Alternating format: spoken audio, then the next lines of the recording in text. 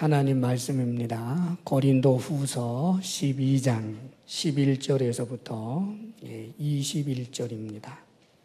내가 어리석은 자가 되었으나 너희가 억지로 시킨 것이니 나는 너희에게 칭찬을 받아야 마땅하도다. 내가 아무것도 아니나 지극히 크다는 사도들보다 조금도 부족하지 아니하니라. 사도의 표가 된 것은 내가 너희 가운데서 모든 참음과 표적과 기사와 능력을 행한 것이라. 내 자신이 너희에게 폐를 끼치지 아니한 일밖에 다른 교회보다 부족하게 한 것이 무엇이 있느냐. 너희는 나의 이 공평하지 못한 것을 용서하라. 보라, 내가 이제 세 번째 너희에게 가기를 준비하였으나 너희에게 폐를 끼치지 아니하리라. 내가 구하는 것은 너희의 재물이 아니요 오직 너희니라. 어린아이가 부모를 위하여 재물을 저축하는 것이 아니요 부모가 어린아이를 위하여 하느니라. 내가 너희 영혼을 위하여 크게 기뻐함으로 재물을 사용하고 또 내 자신까지도 내어주리니 너희를 더욱 사랑할수록 나는 사랑을 덜 받겠느냐. 하여간 어떤 이의 말이 내가 너희에게 짐을 지우지는 아니하였을지라도 교활한 자가 되어 너희를 속임수로 취하였다 하니 내가 너희에게 보낸 자 중에 누구로 너희의 이득을 취하더냐. 내가 디도를 권하고 함께한 형제를 함령했으니 디도가 너희의 이득을 취하더냐. 우리가 동일한 성령으로 행하지 아니하더냐. 동일한 보조로 하지 아니하더냐. 너희는 이때까지 우리가 자기 변명을 하는 줄로 생각하는구나.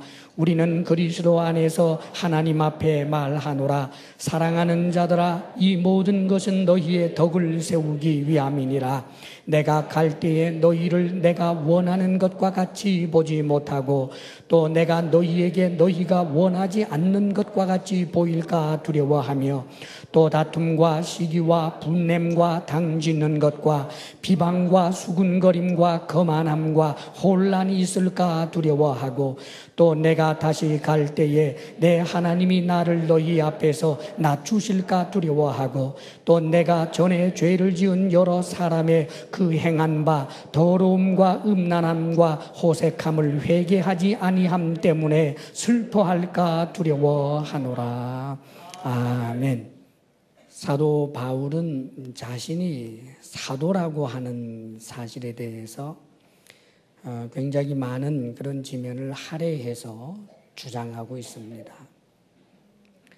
어떤 면에서 보면 자신이 사도라고 하는 사실을 이렇게 주장하는 것이 거의 결사적이라고 할 수 있을 정도로 그렇게 합니다. 왜 그러느냐 하면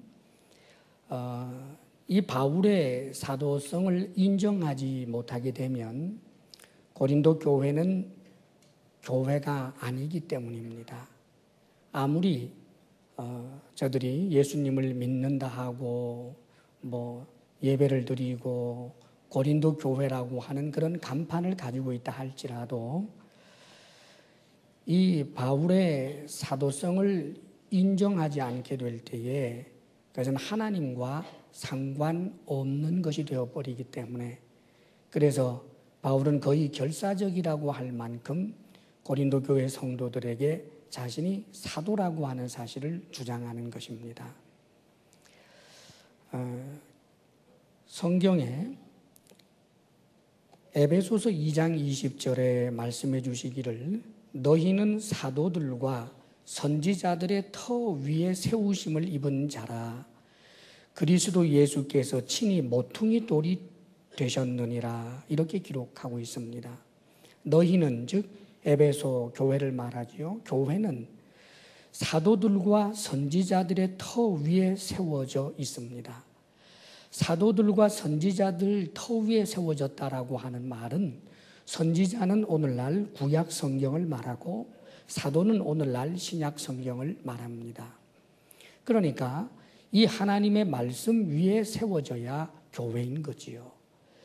사도 바울의 그 사도됨을 인정하지 않게 되면 바울이 전한 그 복음을 온전히 인정하지 못한 것이 되어서 바울이 전한 복음도 바울의 한 개인적인 의견에 불과하고 또 다른 똑똑한 사람들이 내어놓는 그런 여러 가지 이론들을 섞어 혼합해서 자기들이 믿고 싶은 대로 믿는 것이 되기 때문에 그것은 진정한 의미에서 교회가 될 수 없는 것입니다.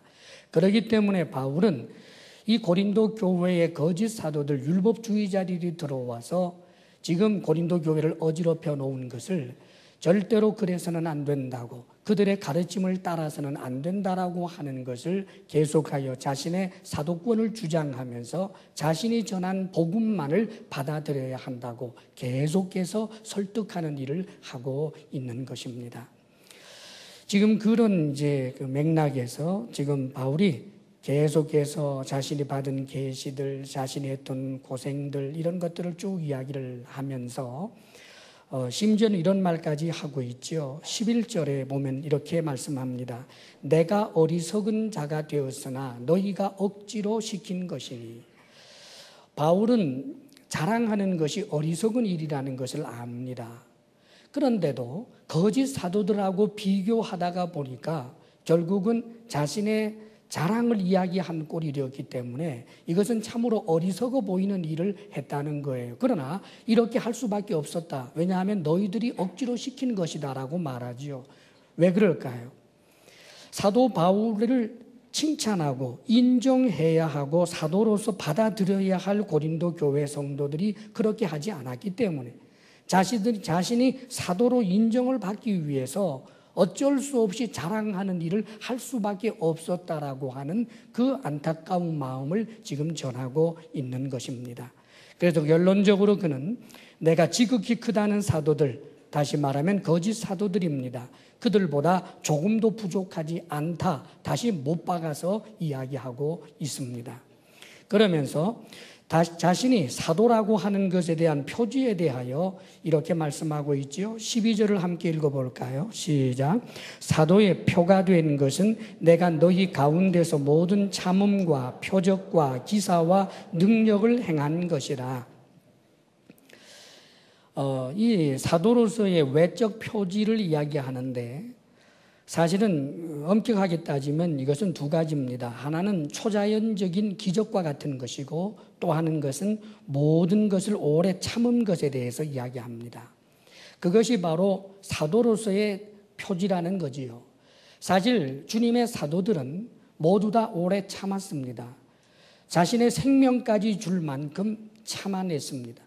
아무리 박해가 있어도 참고 복음을 전했습니다. 아무리 환영받지 못해도 역시 참아내며 복음을 전했습니다. 그것이 바로 사도됨의 표지라고 이야기를 하지요. 그러면서 또 한 가지 표지는 표적과 기사와 능력인데 이것은 한마디로 말해서 초자연적인 기적들입니다. 거짓 사도들과 그 당시에 사도들이 서로 다른 점이 바로 이 점입니다. 거짓 사도들이 교묘한 그런 말들을 많이 할 수 있었지만 그러나 그들에게 놀라운 이런 능력들은 없었습니다. 베드로도 그렇고 바울도 그렇고 죽은 사람을 살린 적도 있고 수많은 병자들을 고쳤으며 안진병이를 일어나게 하는 일들도 있고 초자연적인 놀라운 그런 권능들을 행한 일들이 많이 있었습니다.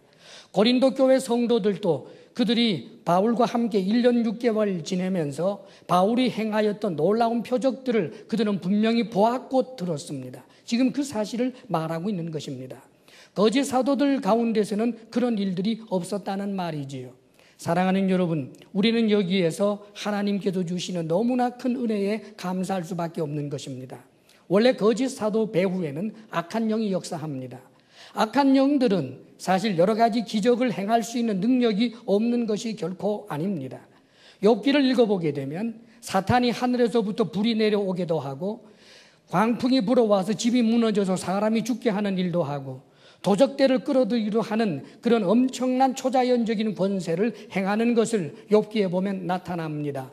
그런데 참으로 놀라운 것은 하나님께서 이런 악한 영들이 제 마음대로 그런 초자연적인 일들을 하도록 내버려 두지 아니하셨습니다. 제한되어 있다는 말입니다.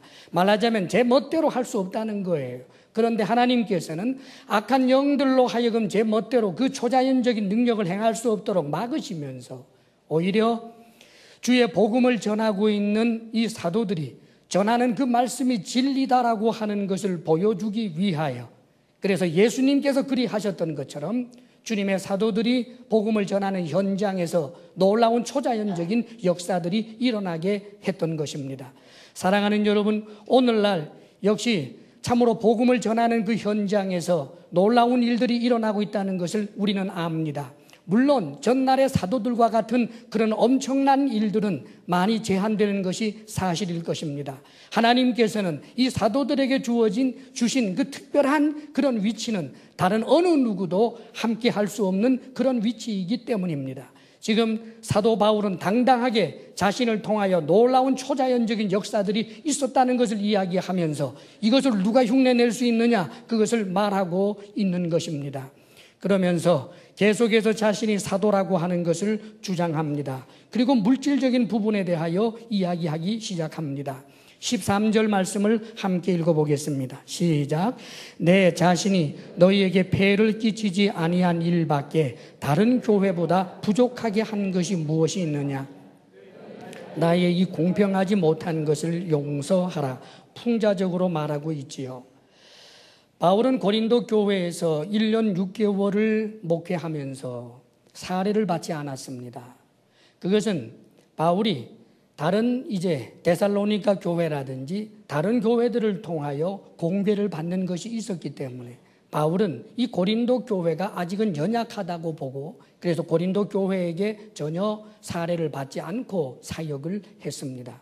자, 그런데 참으로 안타까운 것은 이것은 바울을 칭찬해야 할 일이고 존경해야 할 일이었는데도 불구하고 바울의 반대자들은 바울이 사도가 아니기 때문에 베드로와 같은 사도, 요한과 같은 사도들은 당연히 사례를 받지만 이 바울은 사도가 아니기 때문에 지금 사례를 주장하지 못하는 거다, 못 받는 거다, 달라 소리 못하는 거다, 그렇게 흠집을 냈던 것입니다.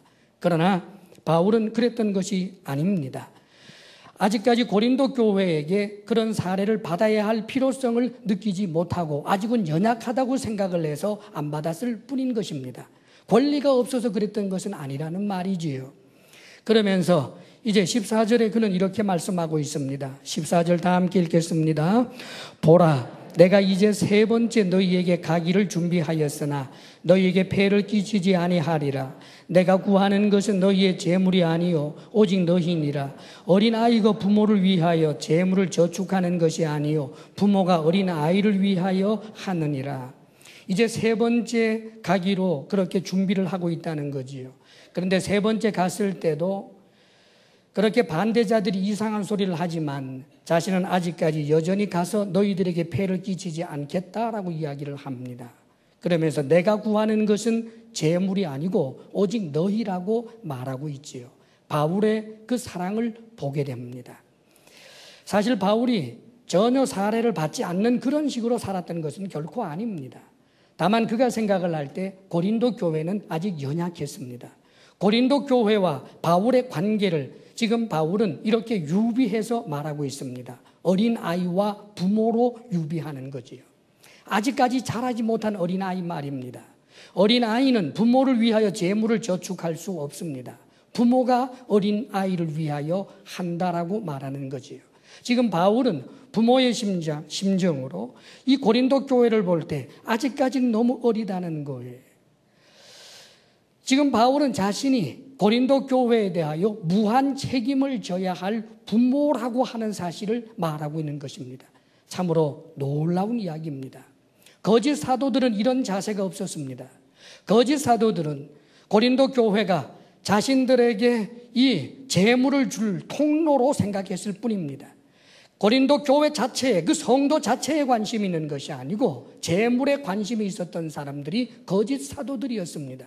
그러나 바울은 재물에 관심이 있는 것이 아니라 고린도 교회 성도들에게 관심이 있고 성도들이 아직까지는 바울을 공개해낼 만한 힘이 없는 그들에게 부담을 지우지 아니하는 그런 부모의 마음을 가지고 있었다는 말입니다. 그리고 고린도 교회의 모든 문제에 대하여 자신이 무한 책임지는 그런 영적인 압이라고 하는 사실을 말하고 있는 것입니다.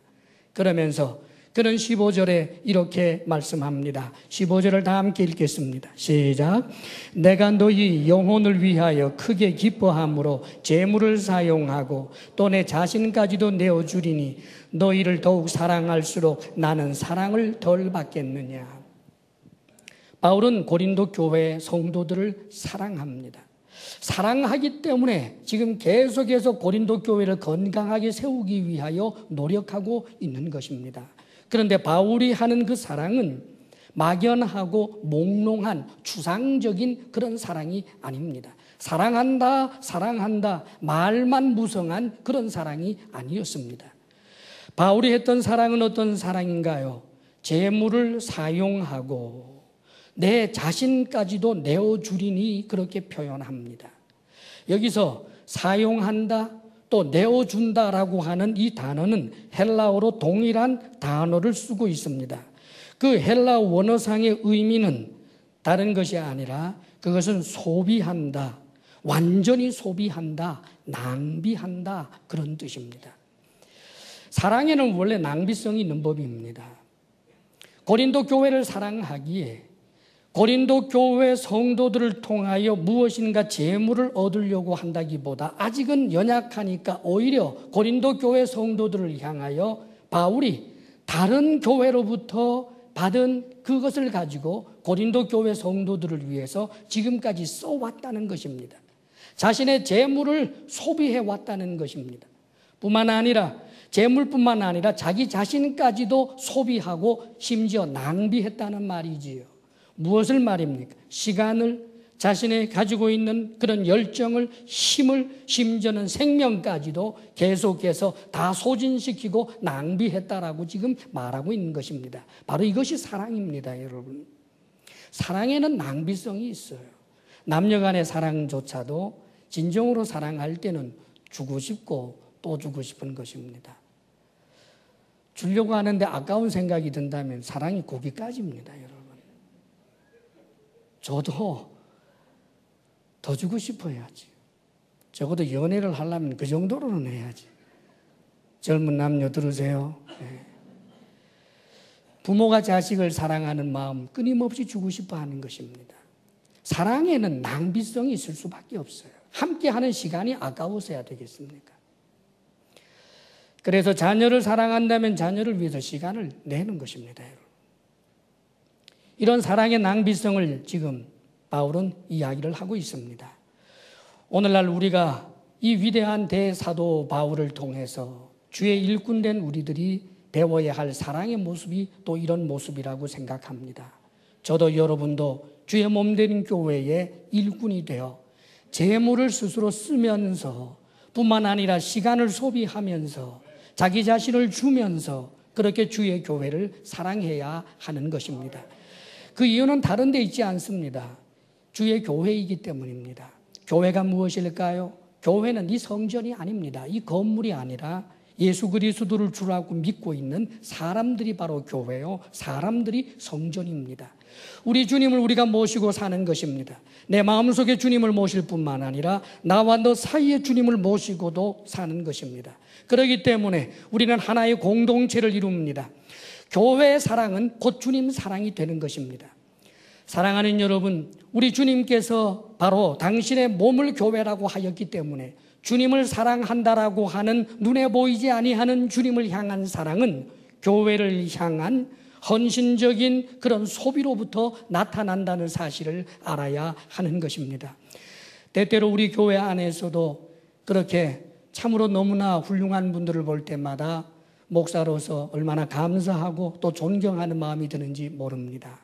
스스로 한 영혼이라도 구원하기 위하여 자신의 돈을 쓰고 시간을 내고 사랑하는 셀 가족들을 견고하게 세우기 위해서 끊임없이 자기 자신을 주기 위하여 수고하는 이들을 볼 때마다, 셀에서 혹은 사역팀에서 수고하는 모든 이들을 볼 때마다 얼마나 감사한지 모르겠습니다.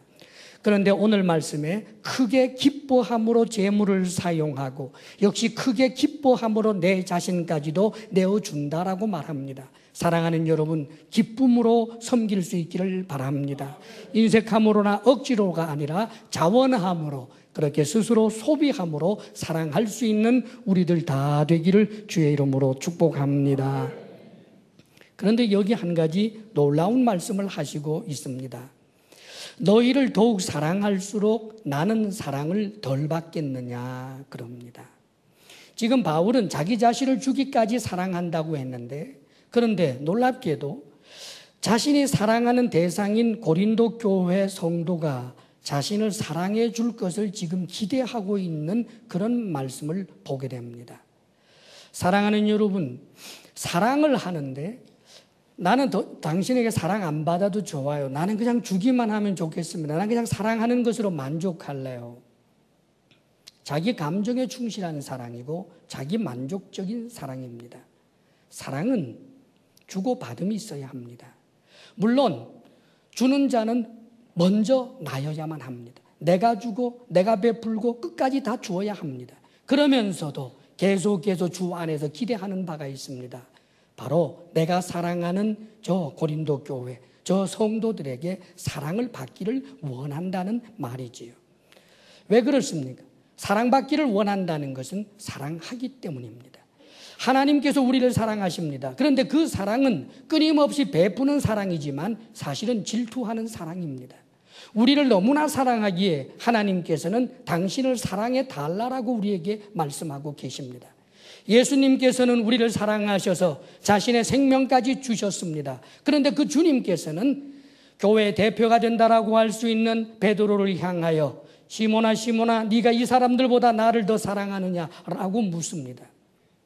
사랑하느냐? 나를 사랑하느냐? 우리 주님께서 듣고 싶은 대답은 예, 주님 사랑합니다. 그 대답을 듣기를 원하는 것입니다. 베드로가 말하지요. 주여 모든 것을 아시오매 내가 주를 사랑하는 줄을 주께서 아시나이다. 그렇지요. 주님을 향한 고백이었습니다. 부끄러움 가운데도 하는 고백이었습니다. 주님께서는 이것을 만족하게 여깁니다. 내 양을 먹이라라고 말씀하십니다. 그렇습니다, 여러분. 우리 주님께서는 당신이 우리들에게 사랑받기를 원하시는 것입니다. 왜냐하면 우리를 사랑하기 때문입니다. 사랑하는 여러분, 부부 사이에 있어서 남편이 아내를 사랑합니다. 그러면서 아내가 자신을 사랑해 주기를 바라지 않는다면 그 사랑은 거짓 사랑입니다. 아내가 남편을 사랑합니다. 그런데 남편이 자신을 사랑해 주기를 원하지 않는다면 그것은 거짓 사랑입니다. 참으로 사랑하기에 그에게 사랑받는 것이 금보다도 소중하고 은보다도 소중한 것입니다. 지금 바울은 그 마음을 토로하고 있는 것입니다. 고린도 교회를 너무나 사랑하기 때문에 재물도 끊임없이 낭비합니다. 고린도 교회를 사랑하기 때문에 자기 자신을 스스로 끊임없이 줍니다. 소비합니다. 그러면서 자신이 한 이 사랑의 결국은 고린도 교회 성도들이 바울을 사랑하게 되어서 바울의 사도성을 인정하게 되고 바울의 사도됨을 인정할 뿐만 아니라 바울이 전하는 하나님의 말씀을 하나님의 말씀으로 인정하게 되고 그 하나님의 말씀을 따라 살게 되기를 소원하는 그런 바울의 사랑이 여기에 담겨 있는 것입니다. 사랑하는 여러분, 교회 안에서 진정으로 사랑하는 사랑의 일꾼들이 다 될 수 있기를 주의 이름으로 축원합니다. 16절에서 18절까지는 다시 한번 물질에 관한 말씀을 하고 난 다음에 오늘 우리가 특별히 주목해야 할 바울의 사랑의 모습을 봅니다. 19절을 다 함께 읽겠습니다. 시작. 너희는 이때까지 우리가 자기 변명을 하는 줄로 생각하는구나. 우리는 그리스도 안에서 하나님 앞에 말하노라. 사랑하는 자들아, 이 모든 것은 너희의 덕을 세우기 위함이니라. 바울이 자기 변명을 늘어놓는 것이 아니라는 거예요. 이렇게 구구절절 계속해서 심지어는 거짓 사도들하고 비교하면서 바울이 바울 자신에게 금칠하는 것처럼 오해를 받을 만한 그런 말까지 하면서도 이렇게 바울이 자신의 사도권을 주장하는 중요한 이유는 너희의 덕을 세우기 위함이라고 말합니다. 사랑하는 여러분, 교회를 사랑한다라고 하는 것은 물질을 쓰고 자기 자신을 스스로 소비하는 것뿐만 아니라 이제 덕을 세우는 일에 힘써야 한다는 말이지요. 덕을 세운다는 게 뭘까요? 덕이라고 하는 이 한자말은 큰 덕자를 씁니다. 그러니까 크다라는 말이지요. 크게 생각한다. 좁게 생각하는 것이 아니라 크게 생각하고 큰 마음을 가진다. 이것이 바로 덕입니다. 다르게 표현하면 상대방에게 유익이 되게 하고 상대방의 입장을 배려해 주는 이것이 전부 덕에 포함된다고 할 수 있겠습니다. 인도의 그 간디가 기차를 타려고 하는데 이제 인사가 좀 길어져서 기차가 막 움직이는 순간 이제 급하게 기차에 올라타다가 보니까 그만 실수해서 신발 구두가 바깥에 툭 떨어졌대요. 그러니까 잠깐 당황하던 간디가 자기가 신고 있던 구두를 벗어서 저 역쪽을 향해서 힘껏 집어던졌다고 그럽니다. 짐작이 가나요? 네. 그러니까 옆에 있는 사람들이 아니 왜 그러십니까? 그러니까 간디가 그렇대요. 어차피 내가 구두 한 짝은 아무 소용이 없고 이것을 내가 저렇게 던져놓으면 누군가가 내 구두를 주워서 신을 수 있지 않겠습니까? 참으로 얼마나 덕스러운 사람인지 모르겠어요. 다른 사람을 생각하고 배려하는 그런 마음입니다. 우리는 타인을 존중해주고 배려하는 이런 덕스러움으로 구체적으로 교회 안에서 서로 사랑하는 일을 해야 합니다. 때때로 제가 이제 그 아파트나 이런 데서 엘리베이터를 탈 때 좀 느낄 때가 있습니다. 어떤 경우는 제가 뒤에서 따라오는 소리, 이 발자국 소리를 들었을 텐데 어떤 분은 엘리베이터를 타자마자 얼른 문 닫는 문 콱 눌러가지고 번개같이 올라가는 분도 있더구만요. 그럼 끌탕이 나와요. 그래서 입으로 이제 죄지지 않도록 주여 이렇게 한 적이 있습니다만은 그러나 이제 어떤 경우에는 모퉁이를 돌기 때문에 소리는 나지만 사람이 안 보이는데도 불구하고 제가 이제 걸으면 좀 빨리 하죠. 그런데 앞서 가던 분이 일부러 들어가서 문을 이렇게 누르고 조금 이렇게 내다보면서 이런 분을 볼 때가 있습니다. 참 덕스러운 분이다. 그런 생각을 하는 거죠. 교회 안에서 여러분 덕을 세우기를 바랍니다. 바울도 그런 이야기를 한 적이 있어요. 고기를 먹을 때 자신이 고기 먹는 것으로 인해서 믿음이 약한 사람이 실족하게 된다면 그것이 상처가 된다면 자기는 평생 고기를 입에 대지 않겠다. 그런 말을 한 적이 있습니다. 이건 무슨 이야기냐 하면 이 헬라 지역은 다 도시마다 우상을 숭배하는 신전들이 있습니다. 그러면 시장에 내다 파는 물건 가운데는 그 신전에 바쳐졌던 고기, 그것이 이제 싸게 팔린다는 말이죠. 그러니까 이제 소시민들이 싼 값으로 사서 그 고기를 먹는데 그것이 이제 우상에게 바쳐졌던 것임을 알기 때문에 믿음이 연약한 사람들은 그것을 보면서 굉장히 이제 찝찝하고 그렇다는 말이지요. 그런데 때로는 믿음이 견고한 사람들이 있습니다. 다시 말하면 우상에게 바쳐졌건 말건 다 음식에 불과하고 그게 먹는 것이 무슨 문제가 있겠느냐. 조금도 거리낌 없이 신앙에 아무런 의혹 없이 당당하게 먹어낼 수 있는 그런 믿음의 사람들이 있고 그걸 믿으면 하나님께서 미워하시지 않을까? 이거 하나님 앞에 알밤 한 대 맞는 것 아닐까? 하면서 쩔쩔 매는 사람도 있다는 거예요. 그런데 바울은 전자입니다. 까짓거 그런 거 먹는 거 조금도 걱정하지 않을 정도의 그런 믿음의 사람입니다. 그러나 바울은 이 문제를 가지고 믿음이 연약한 사람들하고 논쟁하기를 원하지 않습니다. 자신이 먹는 것으로 인하여 누군가가 실족할 수 있다고 판단된다면 안 먹으면 되지.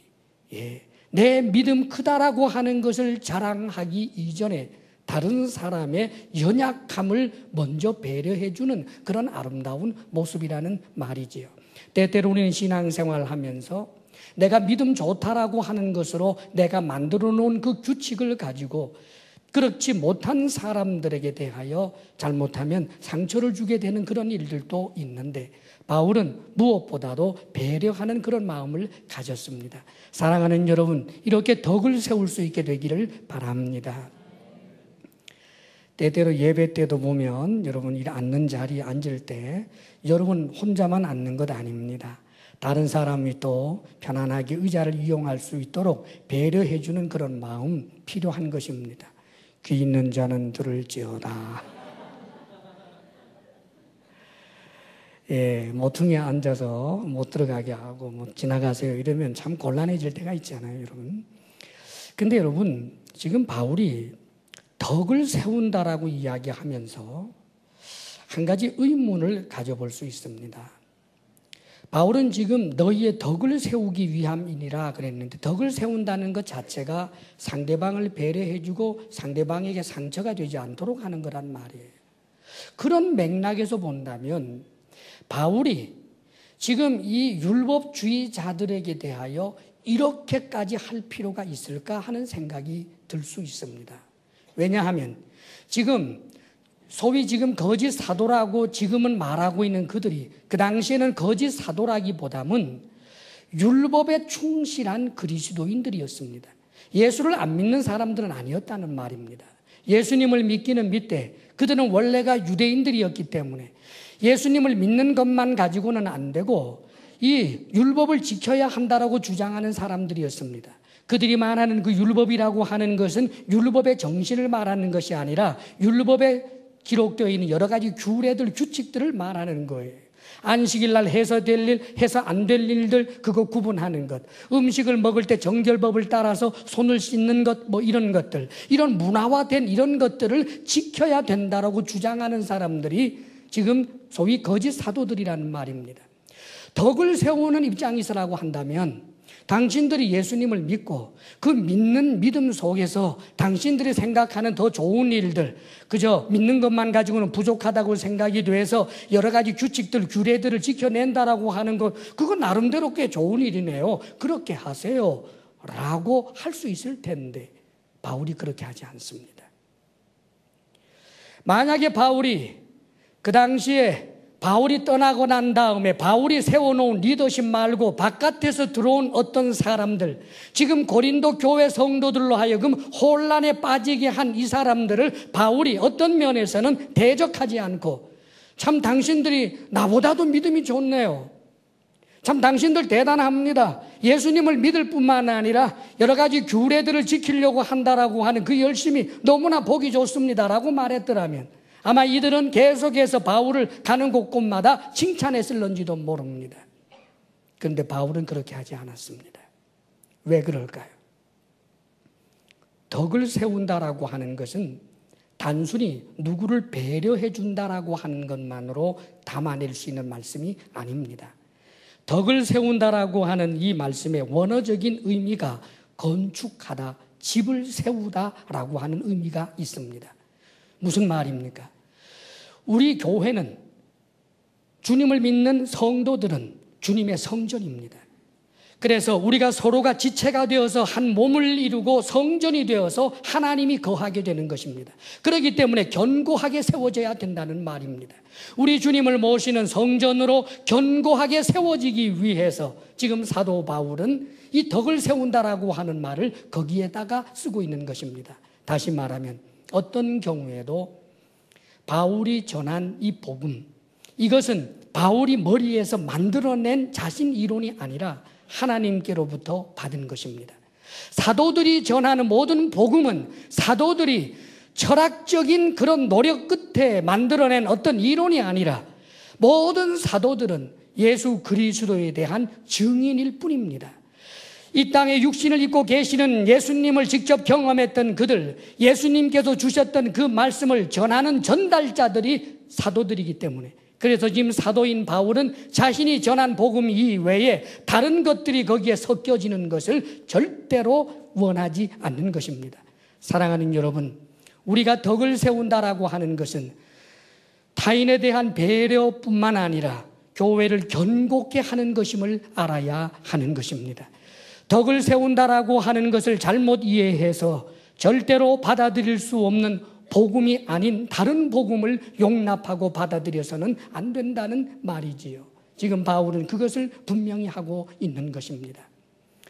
고린도 교회 안에 있는 이 율법주의자들, 이들을 절대로 용납하지 않기 위해서 어떤 면에서는 참으로 결사각오를 가지고 그들을 향하여 계속하여 질타하며 고린도 교회 성도들로 하여금 바울이 전한 복음 위에 굳게 서기를 원하고 있는 것입니다. 사랑하는 여러분, 교회 사랑은 이런 것입니다. 서로를 배려하십시오. 그러나 하나님의 말씀에 굳게 서야 하는 것입니다. 신구약 성경 말씀을 근거로 하여 우리가 견고하게 서야 합니다. 내가 아무리 좋게 여기는 사람이라 할지라도, 내 친분 관계가 아무리 좋다라고 할지라도 예수 그리스도의 주되심을 인정하지 아니하면 그는 교회의 공동체 일원이 결코 아닌 것입니다. 성경 말씀을 왜곡시키고 비트는 그 어떤 행위에 대해서도 우리는 그것을 허용하고 용납할 수 없는 것입니다. 왜요? 교회는 그리스도의 몸이요, 그리스도의 몸은 견고하게 세워져야 하기 때문입니다. 사랑하는 여러분, 말씀 중심으로 굳게 서는 주사랑 공동체가 될 수 있기를 바랍니다. 진정으로 교회를 사랑하여 건강한 교회가 되도록 하기 위해서 말씀에 대하여 무지한 자 되지 않기를 바랍니다. 사도적 전승에 서 있는 그런 견고한 교회가 세워지기를 바랍니다. 그런데 이 바울에게 놀랍게도 두려움이 있었습니다. 바울이 가진 이 두려움은 고린도 교회를 사랑하기 때문에 가진 두려움입니다. 바울이 가졌던 그 두려움, 그것은 사랑의 또 다른 얼굴이었습니다. 연약한 교회, 아직까지 너무나 연약한 교회이기 때문에 그래서 바울은 두려워합니다. 사랑하는 여러분, 우리는 교회를 사랑함으로 교회가 건강하게 세워지기 위하여 그렇지 않은 그런 요소를 볼 때 두려워하며 아파하는 마음이 있어야 하는 것입니다. 지금 바울은 20절, 21절에 이렇게 기록해 주고 있습니다. 함께 읽습니다. 시작. 내가 갈 때에 너희를 내가 원하는 것과 같이 보지 못하고 또 내가 너희에게 너희가 원하지 않는 것과 같이 보일까 두려워하며 또 다툼과 시기와 분냄과 당짓는 것과 비방과 수군거림과 거만함과 혼란이 있을까 두려워하고 또 내가 다시 갈 때에 내 하나님이 나를 너희 앞에서 낮추실까 두려워하고 또 내가 전에 죄를 지은 여러 사람의 그 행한 바 더러움과 음란함과 호색함을 회개하지 아니함 때문에 슬퍼할까 두려워하노라. 지금 이 두려움을 반복해서 이야기하는데 내가 이제 세 번째 너희들에게 갔을 때 너희들의 모습이, 고린도 교회의 모습이 바울이 원하는 모습으로 바울이 사도임을 인정하고 바울이 전한 복음을 굳게 붙들고 서서 저 거짓 사도들이 전한 가르침을 배격한 그런 모습으로 서 있기를 원하는데 그렇지 않을까 두렵다는 거예요. 그래서 바울 자신도 고린도 교회 성도들이 볼 때 바울은 기뻐하고 부드럽고 온유하고 사랑하는 그런 모습으로 비춰지기를 원하는데 그러나 고린도 교회 성도들이 바울을 사도로서 인정하지 않기 때문에 결국은 바울이 징계의 채찍을 들고 준엄하게 징계할 수밖에 없고 치리할 수밖에 없는 그런 얼굴로 나타나게 될까 두렵다는 것입니다. 이단 이론 때문에 진정한 하나님의 말씀으로 세워져야 할 교회가 그렇게 되지 않을까 두렵다라고 하는 그런 말씀입니다. 여기에 대하여 21절에 이렇게 또 표현해 주고 있지요. 내가 다시 갈 때에 하나님이 나를 너희 앞에서 낮추실까 두려워하고. 사랑하는 여러분, 바울은 높아지기를 원하는 사람일 리가 없습니다. 바울은 겸손한 사람, 자기 자신을 끊임없이 낮추는 사람입니다. 그런데 하나님이 고린도 교회 앞에서 자신을 낮추실까 두려워한대요. 이게 무슨 말일까요? 이것은 바울을 사도로서 인정해 주지 않는 모습을 말하는 것입니다. 그렇다면 이걸 왜 두려워할까요? 고린도 교회 성도들이 사도 바울을 사도로서 인정해 주지 않을 때는 이제는 끝이기 때문입니다.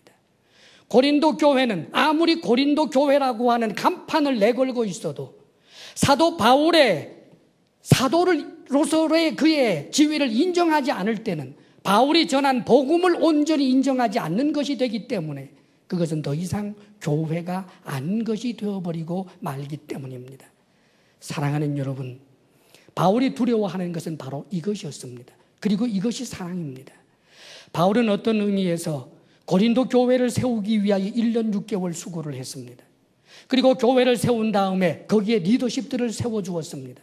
이제 이 리더십을 따라서 교회가 달려갔어야 했는데 바깥에서 들어온 거짓 사도들의, 거짓 선생들의 가르침을 받아서 이들이 흔들리고 있는 것입니다. 지금 바울은 그것을 그냥 묵과하지 않습니다. 참 저들이 왜 저래 참으로 한심하군 끌탕을 하면서 나 다음에 목회를 했던 사람들은 왜 그 모양으로밖에 못했어 하면서 그냥 가버리는 것이 아니라 마치 부모처럼 이 고린도 교회를 너무나 사랑하기 때문에 지금 흔들리고 있는 그 교회를 바로잡기 위해서 아무리 바로잡으려고 해도 바로잡히지 않을까 그것을 두려워하고 있는 것입니다. 사랑이라는 말입니다. 우리가 이 시대를 살면서 하나님의 말씀을 왜곡시키는 그런 이론들이 얼마나 많은지 모릅니다. 우리는 이런 거짓 가르침들이 교회를 좀먹지 않도록 두려워하는 마음이 있어야 하는 것입니다. 사랑하는 여러분, 바울이 가졌던 교회의 사랑은 구체적으로 바울이 전한 복음 이외에 하나님의 말씀 이외에 다른 것이 기초가 되고 기반이 되어서 세워지는 그런 교회 될까 봐 두려워했던 것입니다. 계속해서 바울은 이 하나됨을 무너뜨리게 되는, 견고한 교회를 무너뜨리게 되는 그 목록을 구체적으로 이렇게 이야기해 주고 있습니다. 20절에 이렇게 표현하고 있지요. 다툼과 시기와 분냄과 당짓는 것과 비방과 수군거림과 거만함과 혼란이 있을까 두려워한다. 도대체 이런 분쟁, 이런 일들이 왜 일어났을까요? 다른 데 있었던 것이 아닙니다. 바울이 사도로서 복음을 전하여 고린도 교회를 1년 6개월 세우고 난 다음에 바울의 사도적 전승을 이어받을 수 있는 리더십들을 거기에 세워두었었습니다. 그러나 고린도 교회 성도들이 바울이 전한 이 사도적 전승과 상관없는 세상적인 철학과 자신의 생각으로 덧칠한 그런 가르침을 따르는 일들로 인하여 그 안에서 분쟁이 일어나고 말았던 것입니다. 사랑하는 여러분, 교회는 하나됨을 지켜야 하는 것입니다. 하나됨을 지키는 방법은 하나님의 말씀이고, 그리고 주의 종을 사랑하는 여러분들은 하나님께서 주신 선물로 이해하고 받을 줄 알아야 하는 것입니다. 여러분들이 하나님의 말씀에 무식한 자가 되지 않아 구약과 신약의 하나님의 말씀을 알 뿐만 아니라 교회 목회자가 리더십을 가지고 진행해 나아갈 때 하나님의 말씀을 따라 나아가는 것이 당연하고 바를 경우에는 언제나 목회자를 중심으로 하여 하나됨을 지킬 줄 알아야 하는 것입니다. 사랑하는 여러분, 바로 그 하나됨을 말하는 것입니다. 뿐만 아니라 계속해서 이 하나됨을 깨게 되는 교회의 건강함, 덕을 세우는 것을 무너뜨리는 또 한 가지 요소를 말하고 있습니다. 그것은 21절의 그 목록들을 이렇게 말하고 있지요. 더러움과 음란함과 호색함이라고 이야기합니다. 더러움과 음란함과 호색함을 회개하지 아니함 때문에 내가 슬퍼하게 될까 두려워한다는 거예요. 성적인 범죄는 어떤 면에서는 개인적인 문제입니다. 그 개인적인 문제는 개인적으로 해결하라고 해도 될 만한 것 같습니다. 그런데 바울은 그렇게 하지 않고 있습니다. 원래 2000년 전에 바울이 복음을 전하던 그 헬라 지역, 거기에서 음란, 음행이라고 하는 것은 죄가 아니었습니다. 헬라 역사에 의하면 아테네에 공창제도를 처음으로 도입한 사람이 누구냐 하면 솔론입니다. 솔론이라고 하는 이는 그리스의 7 현인 중 하나로서 지금도 존경받고 있는 사람입니다. 그는 바보가 아닙니다. 그는 시인이고 지혜자입니다. 그리고 그는 경제 정책을 통하여 수많은 사람들에게 유익을 주었을 뿐만 아니라 법전도 새롭게 만들어낸 사람일 뿐만 아니라 참으로 귀족 정치를 끝장낸 그런 참으로 존경할 만한 사람이기도 합니다. 그런데 그가 공창제도를 처음으로 도입해서 최고 지도자로 그가 선출된 이후에 이러한 제도를 통해 벌어들인 수입으로 아프로디테 신전을 지었습니다. 자, 당시에 아테네의 유명한 정치가이며 웅변가이기도 했던 또 데모스테네스라고 하는 사람은 이렇게 말합니다. 남자들은 성적 향락을 위해 장기를, 나날의 육체적 욕구를 위해 정부를, 그리고 자녀를 낳고 가정일을 맡기기 위해 아내를 둔다 그랬습니다. 그 당시에 지혜자라고 하는 사람들이 이 음란을 죄라고 보지 않았습니다. 개인적인 합의에 의하여, 성인과 성인 사이의 합의에 의하여 일어나는 이런 일들은 결코 죄가 아니다라고 하는 그런 문화적 풍토 속에 지금 헬라 교회가 있는 것입니다. 고린도 교회 성도들을 구성하고 있는 그 성도들은 대부분 그리스 사람들, 헬라 사람들입니다. 이들은 예수님을 믿기 전에 음란은 결코 죄가 아니다라고 생각을 했습니다. 그것은 사회생활에 있어서 당연한 것이라고 생각을 했고 조금도 부끄럽다고 생각지 않았던 그런 문화의 옷을 입고 살았던 사람들입니다. 자, 그런데 여러분, 이런 헬라 사람이 예수를 믿게 되었을 때 그 음란의 옷을 벗으라고 하는 일이 얼마나 힘든 일입니까? 그런데 놀랍게도 바울은 그것을 시도했고 그것을 전했습니다. 왜요? 그것은 하나님의 말씀이기 때문입니다. 사랑하는 여러분, 때때로 우리는 문화라고 할 때, 시대 정신이라고 할 때, 이 시대에 어떤 묵인되어 있는 그런 시대 정신이라고 할 때 그대로 따라가야 된다고 생각을 할 때가 많습니다. 다행히 우리나라는 유교적인 그런 전통도 있고 해서 이 음란 행위가 사회에서조차 그것을 죄로 정죄되고 있어서 그나마 다행입니다만은, 사랑하는 여러분, 그러나 그것 얼마 남지 않았습니다. 언젠가는 그런 것 다 송두리째 없어져 버릴런지도 모릅니다. 지금 주변으로부터 그렇게 시시각각 다가오고 있는 것입니다. 동성연애에 대하여 이미 세상에서는 성경 말씀은 어떠하든지 간에 상관없이 그것은 약자를 보호하는 일이라고 말하고 있습니다. 아마 성적인 취향의 부분에 대해서도 여러 가지로 성경과 다른 말씀들을, 많은 말들을 사람들은 하게 될 것입니다. 사랑하는 여러분, 우리가 신앙생활을 할 때 가장 근거가 되어야 될 것은 하나님의 말씀이라고 하는 사실을 다시 한번 기억해야 하는 것입니다. 많은 사람들이 이단에 빠지게 되는 이유는 다른 데 있지 않습니다. 성경 말씀이 말하지 않는 데서는 말하지 않아야 하고, 성경 말씀이 나아가지 않는 선에서는 나아가지 않는 것이 지혜인 것입니다. 성경 말씀은 누구나 읽으면 명시적으로 알 수 있는 가장 핵심되는 주류적인 내용들이 있습니다. 그 외에 때때로는 난해한 말씀들도 있습니다. 상징으로도 되어 있는 것이 있고 여러 가지 기호들로 되어 있는 것들도 있습니다. 그러나 성경은 절대로 암호 찾기가 아닌 것입니다. 2000년 기독교 역사를 따라서 명시되어 있는 하나님의 말씀에 대한 해석들이 있습니다. 그런데 이 해석들을 뒤집어 엎어놓고 문자적인 어느 한 가지 혹은 어떤 상징적인 어떤 부호, 이런 것들을 붙잡고는 기가 막힌 해석이라고 가지고 나오고 그럽니다. 그러면서 명백하게 하나님의 말씀이 가르쳐주는 그 중심 흐름을 벗어나서 거스리고 왜곡하고 비트는 그런 이단들이 있습니다. 사랑하는 여러분, 얼마나 많은 사람들이 어리석게도 그런 말씀에 귀를 기울이면서 전통교회가 오랫동안 교회가 가르쳐주지 못하는 것을 가르쳐 주었다고 환호합니다. 어리석은 이야기입니다. 2000년 기독교 역사가 명백하게 가르쳐주지 못한 것이 있다면 그럴 수밖에 없는 것입니다. 그것이 하나님의 뜻입니다. 사랑하는 여러분, 명백하게 하나님의 말씀에 굳게 설 수 있기를 주의 이름으로 축원합니다.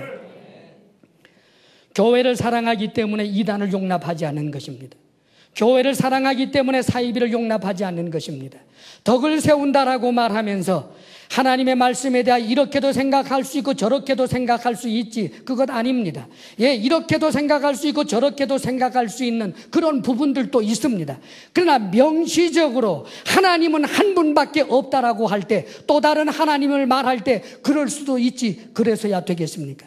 예수 그리스도 십자가 구속 이외에는 나를 구원할 또 다른 이름이 없다라고 명백하게 말씀하는데도 불구하고 구원의 또 다른 길이 있을 거야, 그렇게 말해서야 되겠습니까?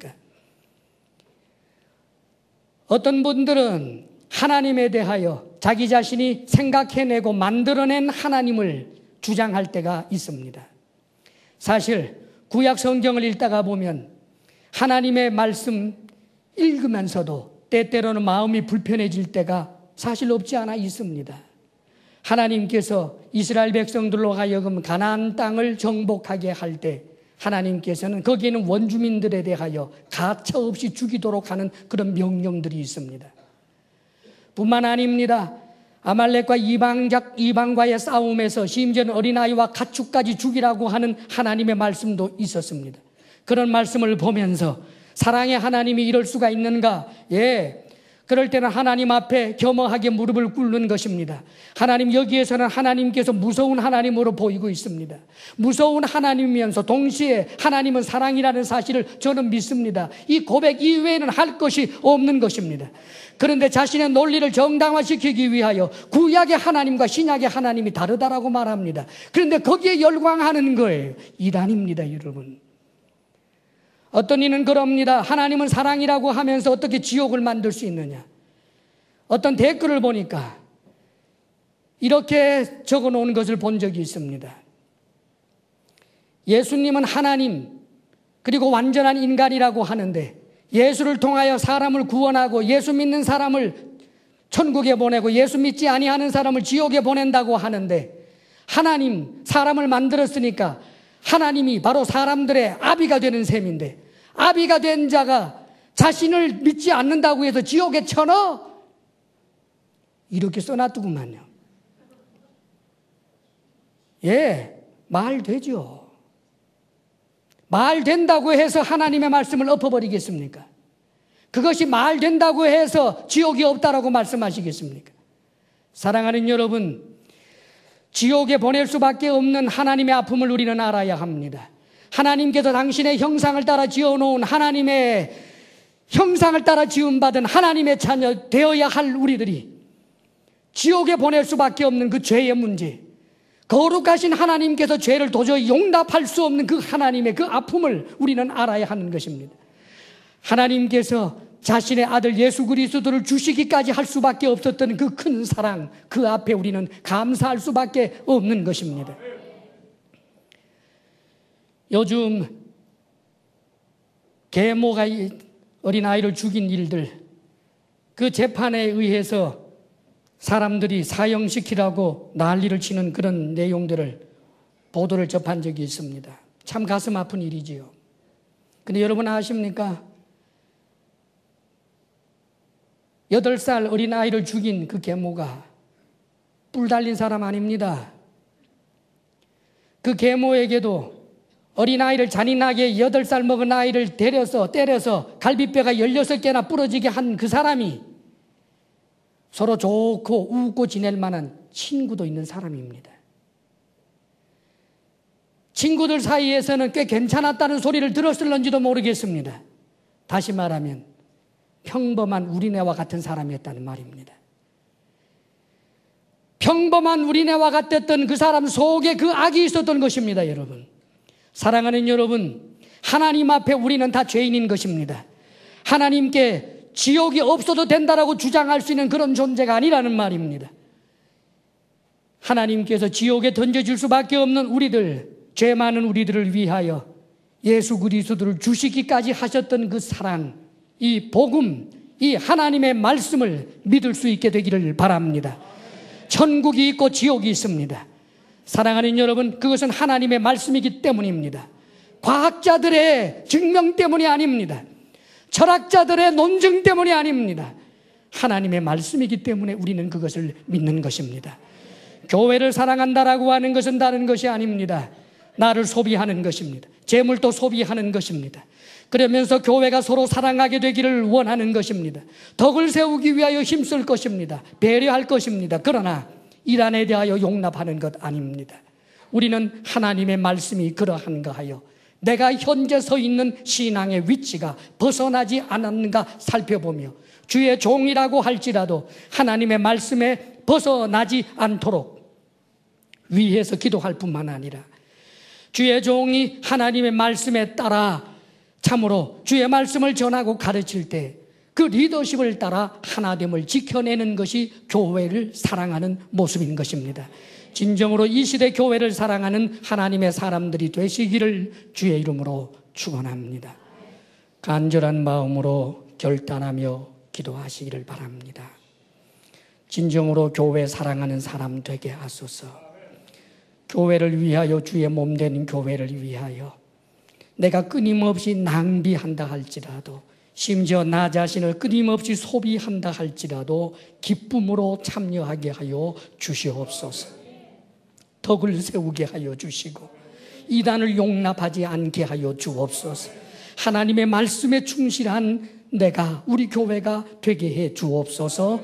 이 시간 간절히 주님 앞에 기도하시기를 바랍니다.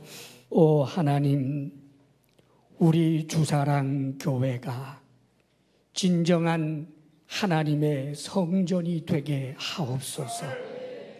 우리 온 지체가 주의 말씀 가운데 하나를 이루어 서로가 서로를 배려하는 덕을 세우고, 오 주여, 참으로 주님을 위하여 큰 기쁨 가운데 자기 자신을 소비할 줄 아는 신실한 일꾼으로 교회를 사랑하게 하여 주옵소서. 아버지여, 아버지여, 이 시대 문화 풍조가 어떠하든 주의 말씀을 붙들고 살아가는 우리들이 되게 하여 주옵소서. 하나님께서 우리에게 주신 구원의 은혜를 우리가 무엇으로 갚아 보답하겠습니까? 다만 우리에게 주신 물질 가운데 우리가 거룩하게 구별하여 하나님 앞에 올려드리오니 비록 적은 것이지만 아버지여 기뻐 받아 주시옵소서. 우리의 편손을 부끄럽게 마옵시고 받아 주시옵소서. 아버지여, 주의 사랑하는 성도들 언제나 주님 사랑하는 마음으로 충만케 하소서. 건강의 복을 주옵소서. 마음의 평강을 주옵소서. 부부사랑 돈독하게 하여 주옵소서. 하나님이 선물로 주신 우리의 자녀들이 주님 안에서 잘되는 복을 주옵소서. 이제는 우리 주 예수 그리스도의 크신 은혜와 하나님 아버지의 한없는 사랑과 성령의 교통하심과 충만케 하심이, 주님 사랑합니다. 주의 교회를 사랑합니다. 주님 앞에 고백하며 나아가는 사랑하는 모든 성도들 위해 이제로부터 영원토록 함께 하시기를 간절히 축원하옵나이다. 아멘.